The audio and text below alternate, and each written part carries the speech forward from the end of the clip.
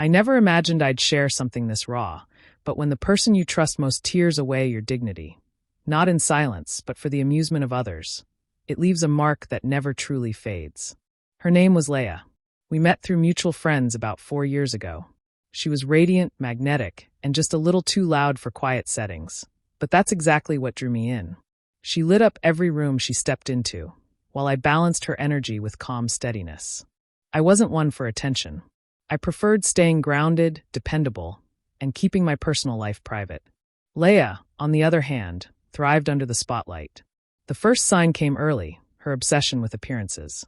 She'd make comments about people's looks, their outfits, who had toned up or gained weight. At first, I brushed it off as idle chatter, harmless observations. But eventually, I realized it was her way of maintaining control, always needing the upper hand. One Friday night, we were at her friend Clara's apartment, a casual get-together with music, wine, and laughter. Some of Leah's old university friends were there. I recognized a few faces, enough to feel comfortable. We sat around in a loose circle playing a daring version of Truth or Dare. The drinks were flowing, and the questions started getting bolder. Clara asked, "What's one thing you'd change about your partner?" Leah didn't even pause. With a smirk and a sip of her wine, she said, "Well, I wouldn't complain if he was a little better equipped, if you know what I mean." Then she laughed, like she'd said something witty. I froze. The room filled with uneasy chuckles. Some people looked away, others stared at me. My stomach sank. I wanted to believe I misheard her, but she leaned closer, still smiling, and added, "He tries, don't get me wrong, but it's like bringing a twig to a sword fight." Those words clung to me for weeks. I didn't react that night. I forced a polite smile and pretended it didn't matter, but something inside me cracked.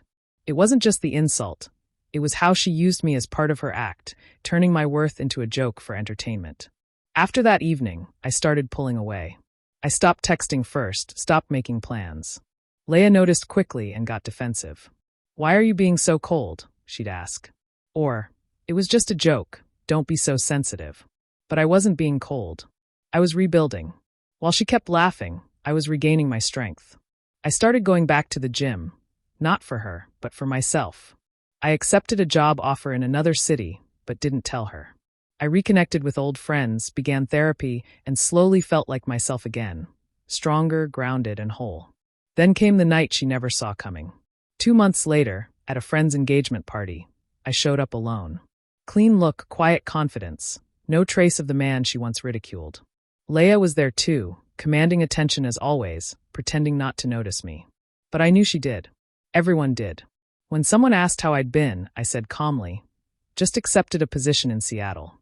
I'll be moving next month." My tone was steady, simple, final. Leah's smile faltered. "What? You didn't even tell me." I met her eyes, gave a small nod, and said, "Figured you were too busy turning me into your punchline to have a real conversation." The room went silent. I held her gaze for a moment, long enough for her to understand, and then I walked out. No anger, no scene, just quiet closure. That night, she called me 3 times and left a shaky voicemail. I didn't respond, not out of spite, but because I'd already said everything that needed to be said. You don't give second chances to someone who made your worth a public joke. Now, I'm in a new city, surrounded by people who see me for who I am, not for what I can offer. Leah's still in that same social circle, probably spinning new jokes to hide old wounds. But here's the truth, she mocked me to feel powerful. Yet, when I left, she finally realized I was the only one who ever truly respected her. And now, she's the one left empty,